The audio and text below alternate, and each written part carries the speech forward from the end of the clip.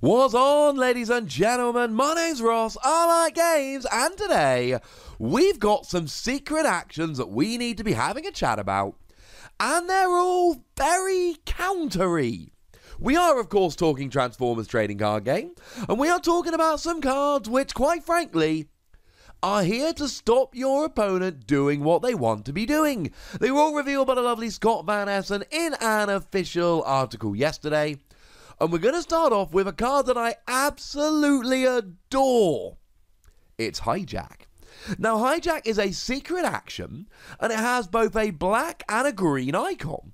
Black is good because it gives you +1 pierce until end of turn. And then you've got a green icon there, which guarantees you can always have it. You can always make sure that you've got it, because either you draw into it, or you flip it while attacking or defending, and at the end of the battle, you may swap a card in your hand for a green icon card like Hijack. So being a secret action, you play it during your opponent's turn, and the reveal trigger here is if your opponent would draw a second card during their turn, because obviously at the beginning of their turn, they draw a card. And then you reveal it, and if your opponent would draw a card this turn, you draw a card instead. Now, the way I'm reading that is, every time your opponent would draw a card, you go to draw a card. Now, sometimes this is going to be kind of fun. So let's say, for argument's sake, your opponent plays a Pep Talk. Pep Talk is a card that sees a fair amount of play. It lets you draw 2 cards. So your opponent goes, I'll play a Pep Talk, and you go, hang on a second, I'm going to reveal Hijack. Now I'm drawing 2 cards instead. But here's the really fun one. What if your opponent played a Brainstorm? What if your opponent played a Brainstorm that lets them play 2 actions? And the first action they play is a Pep Talk, and the second action they were going to play is Equipment Enthusiast. So they were going to draw 3 cards. Equipment Enthusiast lets you draw 1 card for each of your upgrades. Let's say they had 3 upgrades. Although there could be, I mean, theoretically, we can have a 6-wide deck with Devastator, and if each of those had an armor, an upgrade, and a utility, that would be drawing 18 cards. Although, I don't know how that's even possible, but hey-ho, let's just pretend it is. Let's say you keep attacking for 0. Point is, your opponent might only have Equipment Enthusiast, so they play Brainstorm, then they play Pep Talk, you flip over Hijack, and your opponent, oh, wait a second. Yeah. That's going to be kind of hilarious. Because now what do? They can't play the Equipment Enthusiast. Playing Equipment Enthusiast gives you extra cards rather than your opponent, so you just draw and they don't. Now, of course, this could lead to some hilarity if your opponent is, for instance, playing, let's say, Wave 1 Shockwave, because Wave 1 Shockwave, every time you discard a card from your hand, your opponent drops a damage counter on one of their characters. So what you could do here, quite hilariously, is thinking your opponent has a Hijack, go Brainstorm, go Equipment Enthusiast, and then drop a System Reboot. Now, okay, your opponent's going to draw 8 cards, but first they're going to scrap their entire hand, and that includes the extra cards they got from your Equipment Enthusiast, and then they're going to take extra damage there as well. But let's get rid of a silly plays right now, and let's just say, if your opponent's drawing a bunch of cards, this is phenomenal. Your opponent doesn't draw the cards, and you do, and yes, there are some decks around there like Shockwave that can punish you for having a large hand size, but imagine playing this with something like Bombshell. Bombshell from Wave 2 that when it attacks, can discard cards from hand equal to the star cost of the defender to get an instant KO. If you're against a deck that's drawing lots, this could be a lot of fun. Very simply, if you expect to be against a player who's drawing a bunch of cards, Hijack is phenomenal, and let's not forget that the green icon guarantees that you will get it at some point. But how about Overheat? Now, Overheat has a white icon, which means the first time it's flipped, i.e. the first white icon, during a battle, you flip an extra 2 cards. And it's revealed when an enemy attacks and they flip 7 or more battle cards. And when it's revealed, orange icons don't add to their attack, and black icons don't add to Pierce. You turn off orange and black icons, but only if your opponent was going to flip 7 or more battle cards. So really what we're looking for here is bold free, because they're going to flip 2 battle cards generally, and they're often going to flip a white. So that already gives them 4. With bold free, that adds up to 7. And also, right, with bold free, you're initially flipping 5 cards. If one of the first 5 is white, you would flip 2 more and that would add up to 7. So I think bold free is really when you're getting benefit from this. And there are some decks that really like going aggro orange. I mean, some of the traditional super orange cards, you've got your Dinobots with things like Grimlock, you've got your Insecticons with things like Scrapnel, and then of course you've got Metroplex. They are decks that have traditionally been very bold, very orange, very attacky. This is going to shut them right down. And the thing is, this is actually better than something like Acid Storm. In Wave 2, we got Acid Storm, and Acid Storm just plain turns off bold. Your opponent cannot use bold. The thing is, okay, here they can go as bold as they like, they can flip as many cards as they like, but none of the orange count. If you turn off bold, your opponent still flips 2 battle cards, and maybe 4 if they hit a white icon, and they still get to add up all the orange. Here, none of the orange count. So let's say you're against a Grimlock.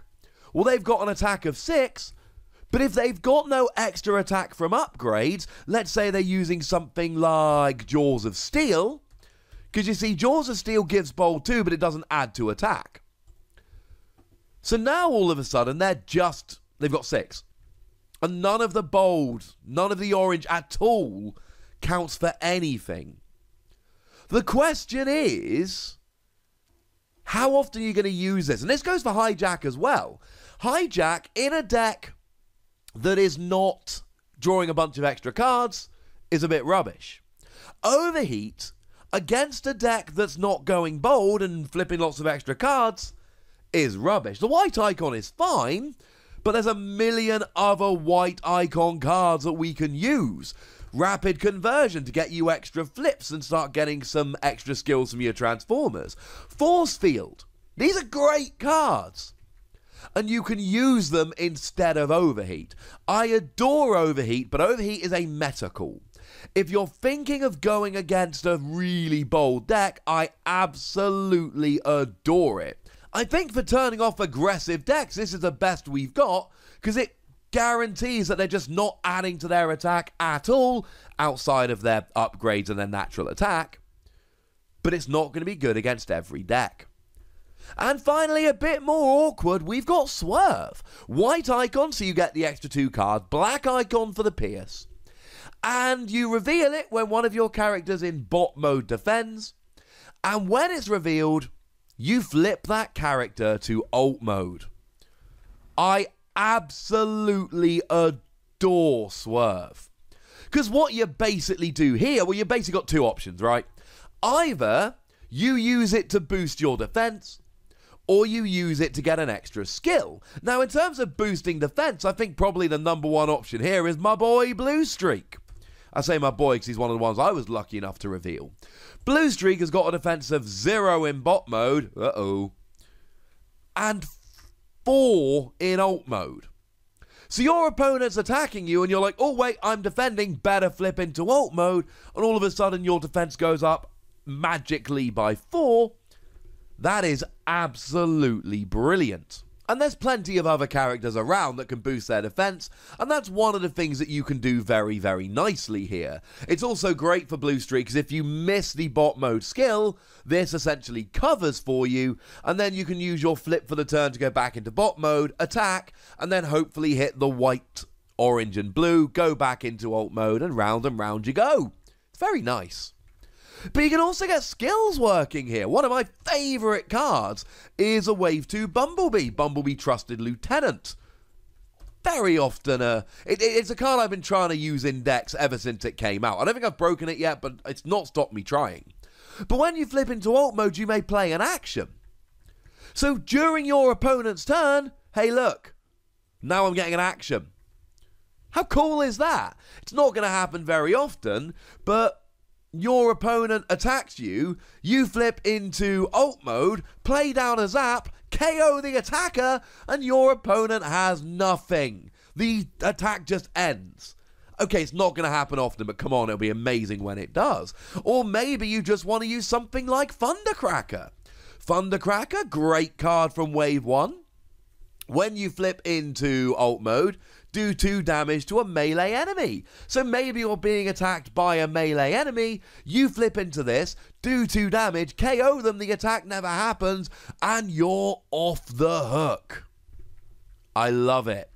And of course, and this one was pointed out in the article, but I've got to steal it because it's an amazing option, the aforementioned Metroplex. Because you see, Metroplex, when you flip into ult mode, you deploy a character from under Metroplex to the battlefield. So the whole point of Metroplex is to be flipping back and forth as often as you can. And oh look, your opponent is here just giving you an extra flip. That's kind of fantastic. This would also work pretty nicely with Blaster, incidentally. Blaster, you just need to be flipping into bot mode, because when you flip into bot mode, you get to deploy a mini cassette and play the top card of your deck. So you're in bot mode, you flip into ult mode, and then next turn you can flip back into bot mode and roll. Worth noting, Blaster's defense goes up by 1 in ult mode, so it's a very, very good thing to do. Swerve is a weird card. I adore Swerve. Hijack and Overheat, I like them, but they're situational. They may or may not work. Whereas when it comes to Swerve, you can make a deck where Swerve is going to give you an advantage.